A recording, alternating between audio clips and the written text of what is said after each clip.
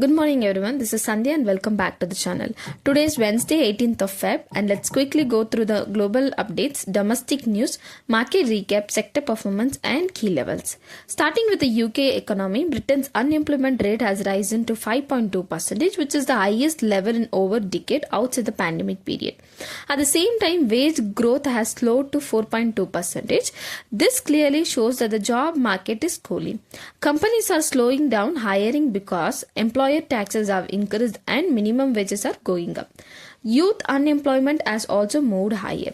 For markets, this is important because slower wage growth reduces inflation pressure, and that's why investors are now pricing in almost 80% chance of rate cut by Bank of England in March. The British pound reacted slightly lower after the data. So overall, weaker job data and cooling wages are increasing expectations of a rate cut. Now coming back to India, India and US are in the final stage of signing the legal agreement under their recently announced trade framework. Reciprocal tariffs has been received from 25% to 18% in the interim. The additional 25% tariff has already been removed and the 18 rate is expected to be implemented soon.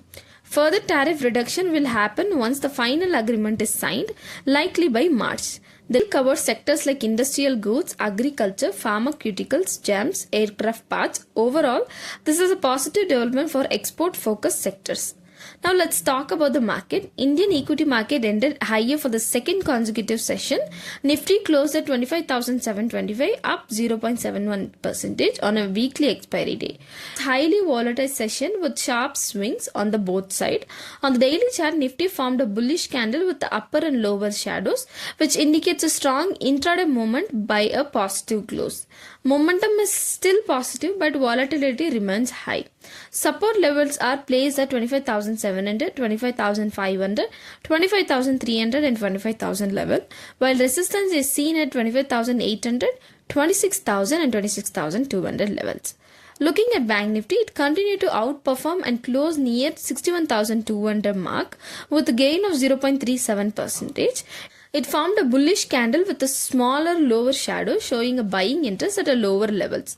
Support is placed at 61,000, 60,700, 60,500 and 60,000 level, while resistance stands at 61,300, 61,500 and 62,000 level. Looking at sector performance, PSU banks were the top performers and IT stocks also supported the rally. Industrial, capital goods, FMCG, consumer durable closed almost positive. However, metals remained under pressure and energy reality saw some weakness. Overall, banking and IT drew the market strength. Coming to the institutional activity, FIR still net sellers for the month with outflows of around 1,350 crores, but DIA have been strong buyers with inflows of nearly 11,630 crores. On Feb 17 especially, FII turned net buyers with around 995 crores and DIA added about 187 crores. So domestic institutions continue to provide strong support. I've also attached the top gainers and losers for your reference, and that's all for the day.